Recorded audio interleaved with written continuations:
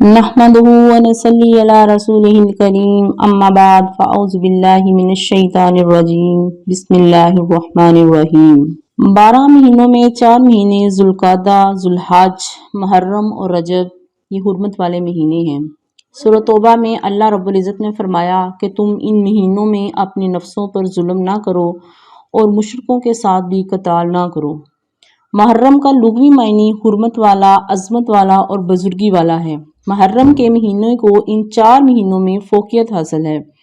मुहर्रम की एक वैल्यू ये भी है कि ये इस्लामी साल का पहला महीना है। इस्लामी साल की इब्तिदा इसी पहले महीने से होती है, इसलिए भी ये हुर्मत वाला महीना है। और मुशरिकीन मक्का जो कि तमाम तरह की बुराइयों में मुब्तला थे, लेकिन वो भी इन महीनों को हुर्मत वाला समझते थे। इन 4 महीनों में वो चोरी, डाका, लड़ाई, फहाशी से परहेज़ करते थे।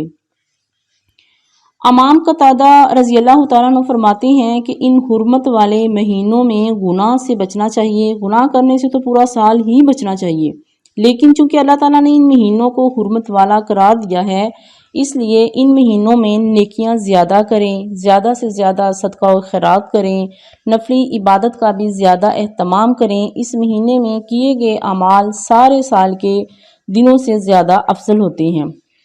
और मुहर्रम के महीने को अल्लाह ताला ने अपना महीना कहा है, ये भी इसकी एक बहुत ही अहम फजीलत है। ऐसे ही महीने को सारे ही अल्लाह के हैं, लेकिन दिन भी सारे अल्लाह के हैं, वक्त सारा अल्लाह का है, लेकिन अल्लाह ताला जिस चीज़ को चाहता है अपने साथ मंसूब कर लेता है।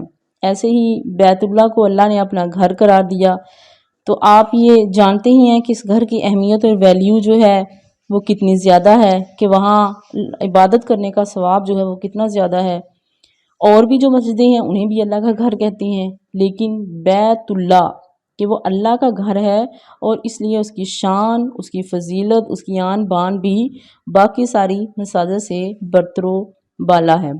तो ऐसे ही ये महीना जो, चूँकि इस महीने को भी अल्लाह ने अपनी तरफ मंसूब किया है कि ये महीना जो है वो अल्लाह का महीना है, तो इसलिए इसकी शान, इसकी अज़मत और इसकी जो बुजुर्गी है वो दूसरे महीनों के ऊपर बड़ी फ़ौक़ियत रखती है। आप सल्लल्लाहु अलैहि वसल्लम रमज़ान के बाद मुहर्रम के रोज़े को अफजल करार दिया, लेकिन आप सल्लल्लाहु अलैहि वसल्लम ने जो ज़्यादा रोज़े रखे हैं वो रमज़ान के बाद ज़्यादा रोज़े शबान में रखे हैं, लेकिन आप सल्लल्लाहु अलैहि वसल्लम ने मुहर्रम के रोज़े को जो है बहुत ज़्यादा अफजल करार दिया है। आप सल्लल्लाहु अलैहि वसल्लम ने फरमाया, जो 10 मुहर्रम का रोज़ा रखता है अल्लाह ताला इसके गुज़िश्ता साल के गुनाह माफ़ फरमा देते हैं। इसलिए भी कि इस महीने की बड़ी अहमियत है। जो हमारे सलफ़ हैं उनके नज़दीक 3 महीने ऐसे हैं जिनके 10 दिन बड़ी ही अहमियत के और फजीलत के हामिल हैं। उन महीनों में से नंबर 1 रमज़ान है। रमज़ान का जो आखिरी अशरा यानी कि आखिरी 10 दिन हैं, उनमें उनकी बड़ी फजीलत है, क्योंकि उनमें 5 ताक रातें आती हैं। आप सल्लल्लाहु अलैहि वसल्लम ने फरमाया, इन 5 रातों में आप लैलतुल क़द्र जो है उसको तलाश करो। अल्लाह के नबी ने ये भी फरमाया कि जिसने लैलतुल क़द्र को पा लिया, गोया इसने 1000 साल की इबादत को पा लिया। इसलिए रमज़ान के जो 10 दिन जो हैं ये बड़ी ही अहमियत के हामिल हैं। उसके बाद ज़ुल्हज का महीना आ जाता है। ज़ुल्हज के महीने के जो पहले 10 दिन हैं इनकी बड़ी अहमियत और फजीलत है। आप सल्लल्लाहु अलैहि वसल्लम ने फरमाया, जिसने 9 ज़ुल्हज यानी कि अरफा का रोज़ा रखा, इसके अल्लाह ताला गुज़िश्ता साल के और आने वाले साल के सब गुनाह जो हैं वो माफ़ कर देते हैं। मुहर्रम के पहले 10 दिन जो हैं ऐसे ये भी बड़ी अहमियत के हामिल हैं। 10 मुहर्रम का रोज़ा रखने के मुतल्लिक़ आप सल्लल्लाहु अलैहि वसल्लम ने फरमाया कि इनके गुज़िश्ता साल के जितने भी सगीरा गुनाह हैं वो अल्लाह माफ़ फरमा देता है। मुहर्रम के महीने में बहुत से काम करने को हराम करार दिया है, जैसे जंगो जदल है और लड़ाई और कताल से मना फरमाया है। इस महीने में करने के जो काम हैं वो ये हैं कि इस्लामी रवायात को कायम किया जाए, भाईचारा और अमन जो है उसको कायम किया जाए, जो लोग भूले हुए हैं इन्हें सीधा रास्ता दिखाया जाए, جو لوگ نمازیں نہیں پڑھتے انہیں نماز پڑھنے کی ترغیب دی جائے۔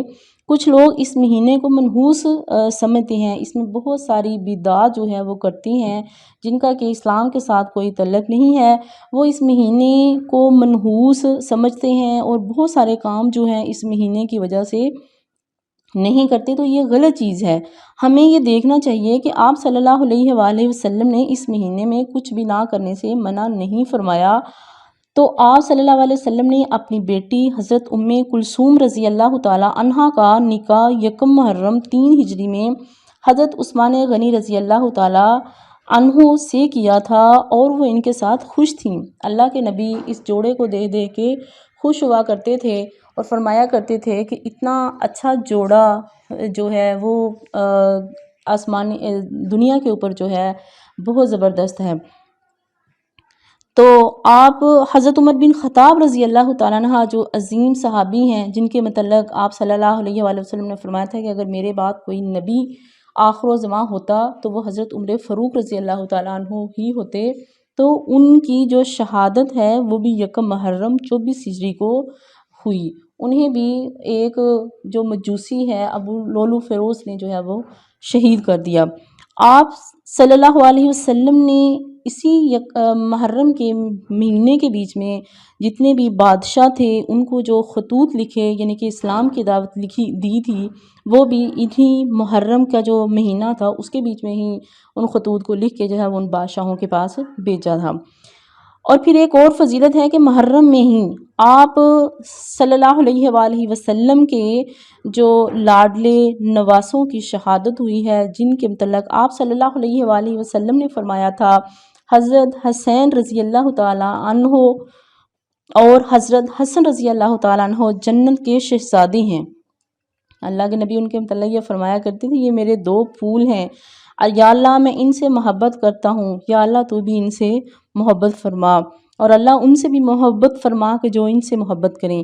اور محرم کے مہینے میں ہی اناطولیہ کے سردار عثمان نے سلطنت عثمانیہ کی بنیاد جو تھی وہ بھی اسی محرم کے مہینے میں ہی ڈالی ہے۔ تو اس لیے جو محرم کا مہینہ ہے اس کی بڑی ایک اپنی اہمیت ہے، اور اسپیشل جو اس کی اہمیت ہے وہ اس میں روزے کے حوالے سے بھی ہے۔ تو اللہ تعالیٰ سے دعا ہے کہ اللہ تعالیٰ ہمیں اس مہینے کی جو فضیلتیں ہیں، جو اس کی ساعتیں ہیں، وہ سمیٹنے کی توفیق عطا فرمائے۔ وما علینا الا البلاغ المبین۔